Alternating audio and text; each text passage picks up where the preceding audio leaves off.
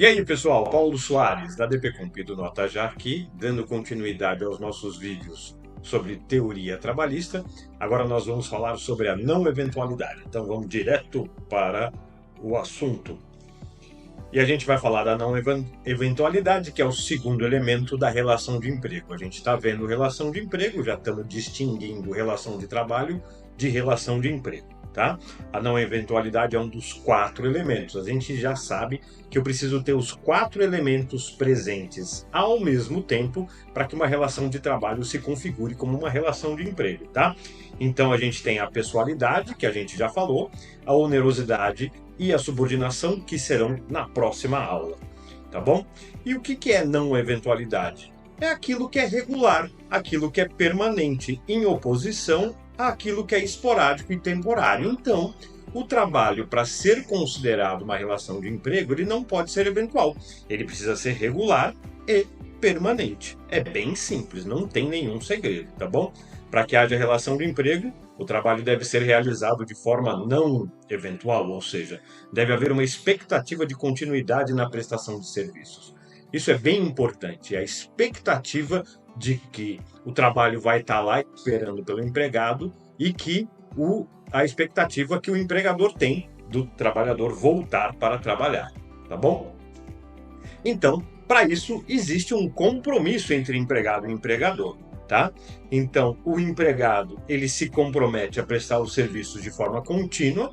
Por que isso? Porque o empregador, ele precisa utilizar a mão de obra do empregado como um recurso que ele utiliza para planejar a produção da empresa dele, independente se ele é um prestador de serviço, ou se ele é um comércio, ou se ele fabrica alguma coisa.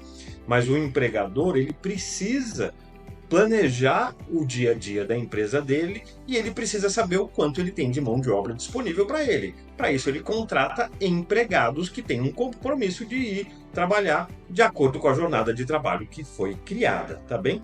O empregador, pelo seu lado, se compromete a fornecer trabalho de forma permanente e garantir os direitos trabalhistas enquanto durar essa relação, tá?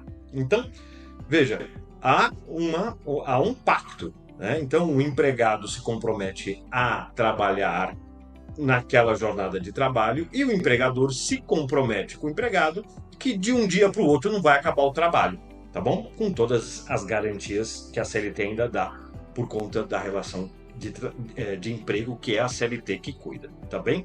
Então, previsibilidade e permanência. A não eventualidade se manifesta pela previsibilidade na prestação dos serviços e pela expectativa de permanência na relação de trabalho. E o trabalho não precisa ser diário, veja, não é o fato, eventualmente podem existir empregos em que o trabalho não é diário, mas mesmo assim a pessoa tem a expectativa de voltar para o trabalho e o empregador tem a expectativa de que o empregado volte a trabalhar.